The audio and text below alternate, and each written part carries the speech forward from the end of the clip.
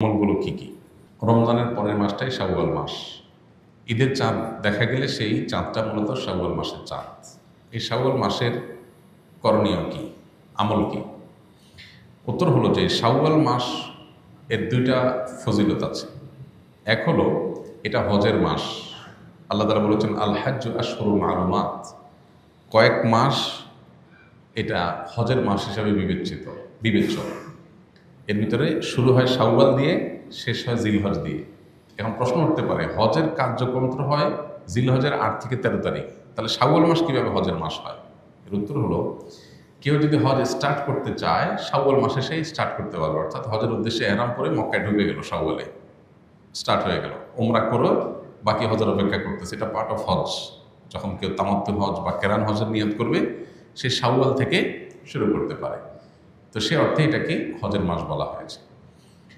দ্বিতীয়ত, শাওয়াল মাসে 6টা রোজার ফজিলত আছে, আমরা জানি। নবী সাল্লাল্লাহু আলাইহি ওয়াসাল্লাম বলেছেন মান সামা রমাদান সুম্মা আতবাআহু সিত্তাম মিনাশ শাওয়াল কানা কাসিয়ামিদ দাহর। কেউ রমজান রোজা রাখার পরে শাওয়ালের 6টা রোজা রাখলে সারা বছর রোজা রাখার সওয়াব পাওয়া যাবে। অনেকে এটাকে ব্যাখ্যা করেন এইভাবে যে আল্লাহ তাআলা যে কোনো আমলের 10 গুণ বাড়িয়ে দেন, কোনো কোনো ক্ষেত্রে 700 গুণ আরও বেশি পরিমাণ দেন অনেককে। তো রোজা রাখার ক্ষেত্রে আমরা রমজানের রোজা রাখছি 30টা, আর শাওয়ালে যদি 6টা রাখি তাহলে হবে 36টা। এই 36কে যদি আপনি 10 দিয়ে গুণ দেন কত হবে? 360। এই জন্য হাদিসে বলা হয়েছে রমজানের 30 রোজার পরে বা পুরো মাসের রোজার পরে যদি কেউ 6টা রোজা প্লাস করে তাহলে সারা বছরের পেয়ে যাবে, অর্থাৎ তখন 10 দিয়ে গুণ হয়ে যাবে। তাহলে আমার 30কে 360-এ পরিণত করার জন্য আমার 6টা রোজা রাখতে হবে। Why not? আমরা কেন এটা মিস করবো?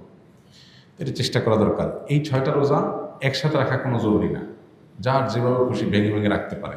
কারণ ছুটির দিন শনিবার শুক্রবার, তিনি এই দিন রাখলেন, কেউ অন্যদিন রাখলেন, আজকে 2টা রাখলেন, আবার এক সপ্তাহ পরে 2টা রাখলেন, যেভাবে খুশি রাখতে পারেন। পুরো মাসের মধ্যে রাখতে হবে, এটা হলো মূল কথা।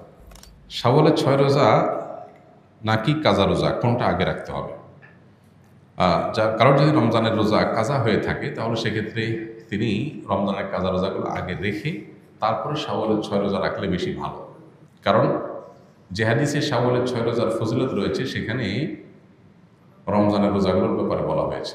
নবী সাল্লাল্লাহু আলাইহি ওয়াসাল্লাম বলেছেন মান সামা রমাদান সুম্মা আতবাআহু সিত্তাম মিন শাওয়াল, যে ব্যক্তি রমজানের রোজা রাখলো এরপরে শাওয়ালের 6 রোজা রাখলো। এই হাদিসে বোঝা যাচ্ছে রমজানের রোজা রেখে তারপরে রাখতে বলা হয়েছে। এখন রমজান রোজা দিয়ে আপনার গ্যাপ থাকে কয়েকটা, মিস থাকে কয়েকটা, এগুলো রেখে তারপর আপনি শাওয়ালের রোজা রাখলে এটা সবচেয়ে সেফ এবং সবচেয়ে ঝামেলামুক্ত। আর যদি বলেন যে না, আমার এত বেশি ভাঙতি রোজা হয়েছে বা যে কয়টা রোজা হয়েছে সেগুলো রেখে আবার শাওয়ালের 6 রোজা রাখা আমার জন্য টাফ হবে, তাহলে আপনি আগে শাওয়ালের 6 রোজা রাখলেও ইনশাআল্লাহ আশা করা যায় আপনার শাওয়ালের 6 রোজার ফজিলত আপনি পাবেন। এটা অধিকতর বিশুদ্ধ যে আপনি ফজিলত পাবেন, কিন্তু নিরাপদ এবং উত্তম হয় আগে ফরজগুলো রেখে তারপর শাওয়ালের 6 রোজা রাখা। ওযু করার সময় কি কি দোয়া পড়তে হয়? ওযুর শুরুতে বিসমিল্লাহ পড়তে হয়। বিসমিল্লাহ বলে আমরা ওযু শুরু করে দেব।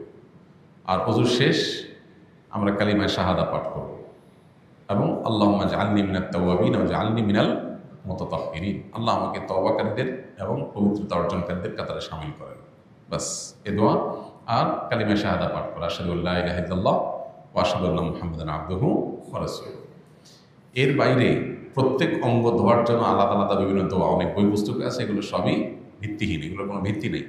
হাত ধোয়ার দোয়া, মুখ ধোয়ার দোয়া, কুলি করার দোয়া, নাক পানি দেওয়ার দোয়া আলাদা আলাদা, এরকম কোনো বিশুদ্ধ হাদিসে বর্ণিত হয়। তাহলে শুরু হবে বিসমিল্লাহ দিয়ে, শেষ হবে কালিমায়ে শাহাদা এবং আল্লাহুম্মা জাআলনি মিনাত তাওয়াবিন ওয়া জাআলনি মিনাল মুতাতাহহিরিন। বাস।